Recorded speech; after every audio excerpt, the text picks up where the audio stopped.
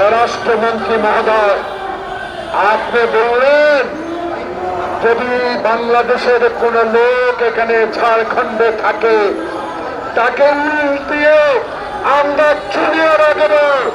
অমিত শাহ,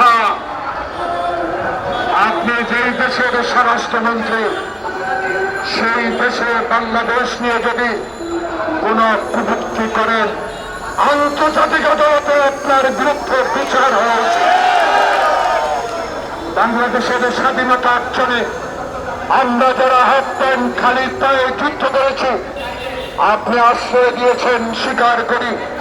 আশ্রয়ের নামে যদি আজকে বাংলাদেশকে দুঃশাসনে পরিণত করেন, শেখ হাসিনাকে দিয়ে আমরা পশ্চিম কালে কখনো আপনার অবৈধ আপনার আমরা কখনো গ্রহণ করতে পারি না। বাংলাদেশ জাতীয়তাবাদী দলের একজন কর্মী হিসাবে সেই প্রেসিডেন্ট জিয়াউর রহমান বাংলাদেশের স্বাধীনতা ঘোষণা করে একটা দিন আধুনিক, একটা মিনিট আধুনিক, একদিনের জন্য আধুনিক বুকে ব্যথা লাগে শহীদকে আপনারা অপমান করে কথা বলা ছাড়েন নাই।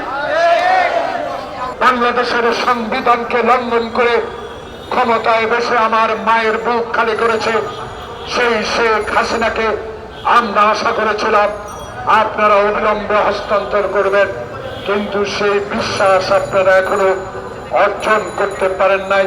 তাই ভারতীয় এই প্রশাসনের বিরুদ্ধে এই সভা থেকে আমরা বলতে চাই, যদি বাংলাদেশকে ভালোবাসেন, বাংলাদেশের মানুষকে যদি ভালোবাসেন, বাংলাদেশের বিশ্ব দরবারে যে মানচিত্র দিয়েছে, বাংলাদেশে বিশ্ব দরবারে ডক্টর ইউনূস যেই উপাধি লাভ করেছে তার প্রতি সম্মান থেকে আপনার উচিত ছিল বাংলাদেশের যারা এখন ভারতে অস্ত্র নিয়েছে তাদেরকে একে একে করে হস্তান্তর করা, কিন্তু তাই নাই করে এখনো ষড়যন্ত্র চালাচ্ছে শেখ হাসিনা।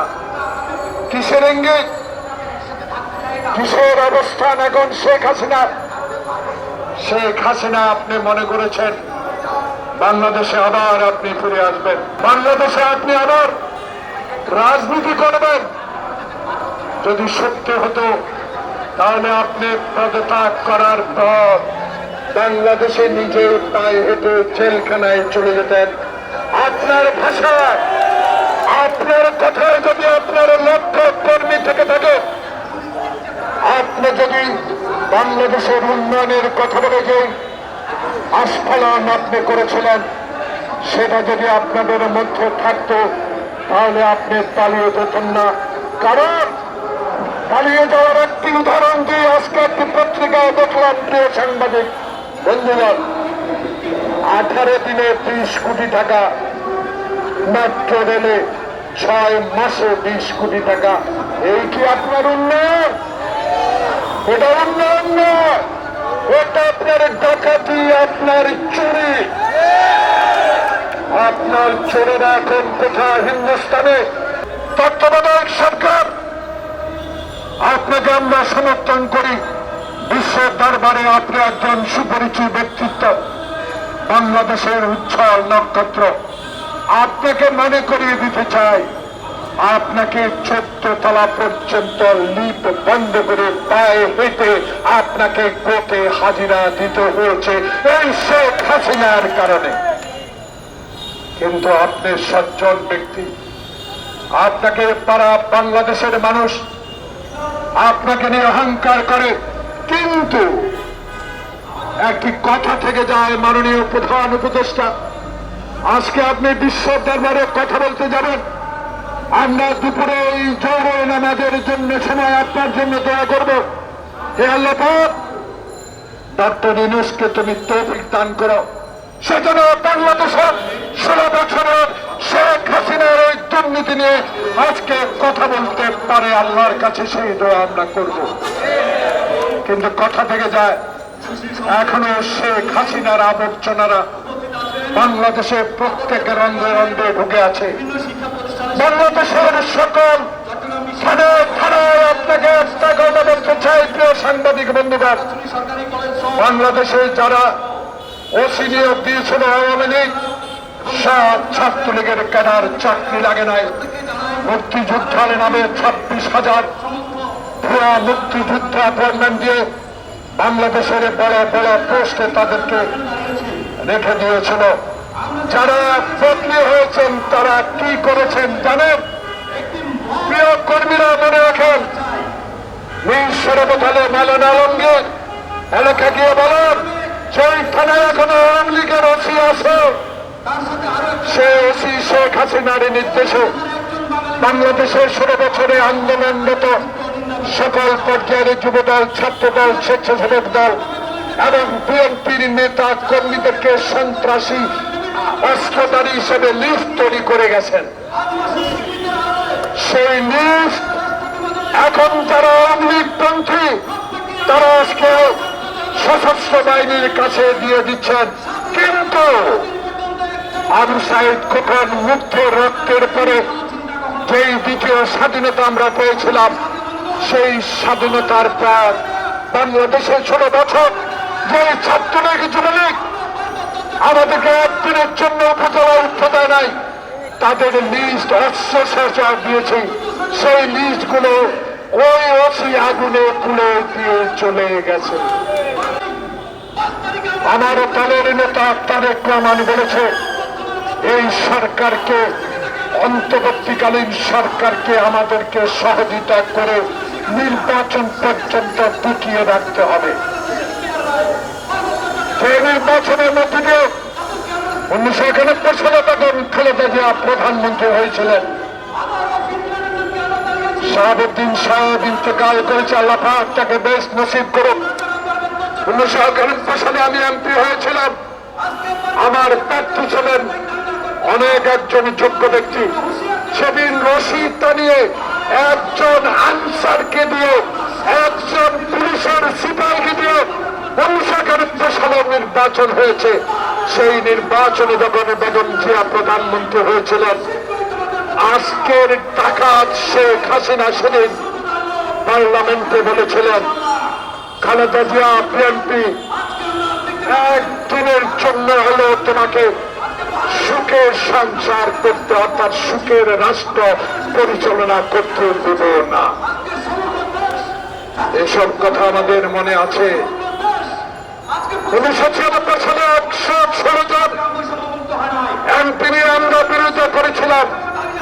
সেদিন বেগম খালেদা জিয়া পল্টনের সামনে রাজপথে আপনার অবৈধ কাজের বিরুদ্ধে যখন মিছিল নিয়ে বাইর হয়, মনে পড়ে সেদিন আমি হুইপ ছিলাম।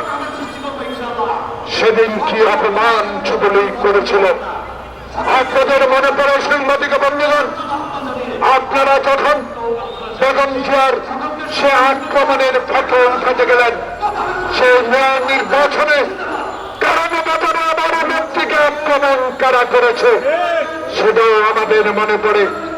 কি কারণে বেগম জিয়াকে যে টাকা এখনো ব্যাংকে জমা, সেই টাকার কারণে 5 বছর জেল খেটতে হলো। শেখ হাসিনা, তোমাকে অক্ষরে অক্ষরে জবাব দিতে হবে। আমরা শহীদ জিয়ার সৈনিক, আমরা স্বাধীনতার সংগ্রাম যিনি ঘোষণা করেছেন তার সৈনিক। আমরা অহংকার করতে পারি আমরা বিএনপি মুক্তিযুদ্ধের সপক্ষের দল। যারা রেখা শ্রীদেবী অমিতাভ বচ্চনের ছবি দেখে হিন্দুস্তানের সময় কাটিয়েছেন, তারা দক্ষিণকালে মুক্তিযোদ্ধার সপক্ষের দল হতে পারে না। কোন সেক্টরে যুদ্ধ করেছেন ওবায়দুল কাদের? কোন সেক্টরে যুদ্ধ করেছেন আপনার এলাকার লোকজন? তারা বড় বড় কথা বলেন, তিনি বিদ্যুৎ খাতকে ধ্বংস করে চলে গেছে। সেই কোন সেক্টরে যুদ্ধ করেছে আমি জানতে চাই। কিন্তু বাংলাদেশে বিএনপির অস্তিত্বকে বিলুপ্ত করার জন্য মঈন আহমদ, ফখরুদ্দিন আহমদ আর জেনারেল মাসুদ উদ্দিন চৌধুরী, যারা আমার নেতা তারেক রহমানকে, সুস্থ মানুষকে রিমান্ডে নিয়ে তার কোমর ভেঙে দিয়েছে, তারা এখনো কেন আইনের আওতায় আনা হলো না? এটাই এখন প্রশ্ন জাগে মানুষের কাছে। তাই তত্ত্বাবধায়ক সরকার যত স্থিরতাই তৈরি করুক আওয়ামী লীগ, কারণ তাদের কাছে এখনো লেটেস্ট 47 রাইফেল আছে, তাদের কাছে অজস্র মানি আছে, টাকা আছে, তারা এখনো সংগঠিত হবার চেষ্টা করছে। বিএনপি চোখ কান খোলা রাখতে হবে। আমাদেরকে আন্ডার এস্টিমেট শেখ হাসিনা করেছেন কিছু সংখ্যক পুলিশ দিয়ে। সেই পুলিশের প্রতাপটা এখন বাংলাদেশে নাই। এখন যারা আছেন, যারা ক্ষমতায় যাচ্ছেন, যারা জেলা প্রশাসনে যাচ্ছেন, যারা জেলার পুলিশ সুপারের দায়িত্ব নিচ্ছেন, যারা বিভাগের দায়িত্ব নিচ্ছেন, তাদের কাছে আমাদের অনুরোধ থাকবে, 16 বছরে একদিনের জন্য মায়ের কাছে ঘুমাতে পারি নাই, 16 বছরে একদিনের জন্য নিজের সন্তানের সাথে ঘুমাতে পারি নাই।